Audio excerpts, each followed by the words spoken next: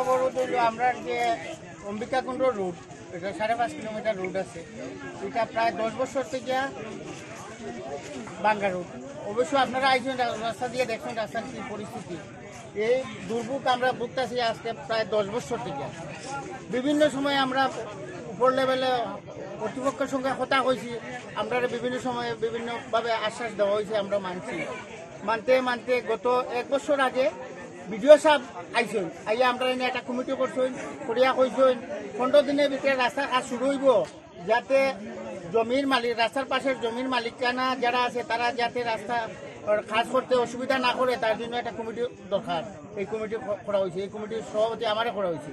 আমরা তখন কমিটি করার পরে কইছেন 15 দিনের ভিতরে রাস্তা কাজ শুরু হইব, আইজ পর্যন্ত কাজ নাই। 1 বছরের মধ্যে আমরা বিভিন্ন সময় আমরা এমএলএ সাহেবরেও ডেপুটেশন দিছি, তাই না কইছে হইব। আমরা আশ্বাস পাইতে এখন আমরা বেড দেওয়ালে ফিটে দেয়ালটা ঠিক আছে। এখন আমরা হসপিটাল যেতে পারি না।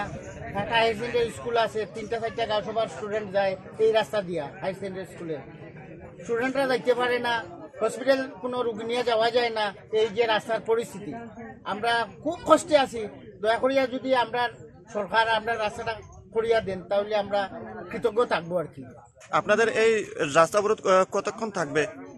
যতক্ষণ না আমরা কোনো সমাধান হয়েছে, এখানে যদি আমরা কোনো আশ্বাস সমাধান না হয় তাহলে আমরা আসামর্তা রোডে জাম করবো, আজই জাম করবো। আপনার পরিচয়? আমার নাম ধীরেন্দ্র কুমার দেবনাথ। ভারত মাতা কি রাস্তার আন্দোলন চলছে, রাস্তার আন্দোলন চলছে, চলবে। কাম হচ্ছে না তখন রাস্তা আন্দোলন কমবে না।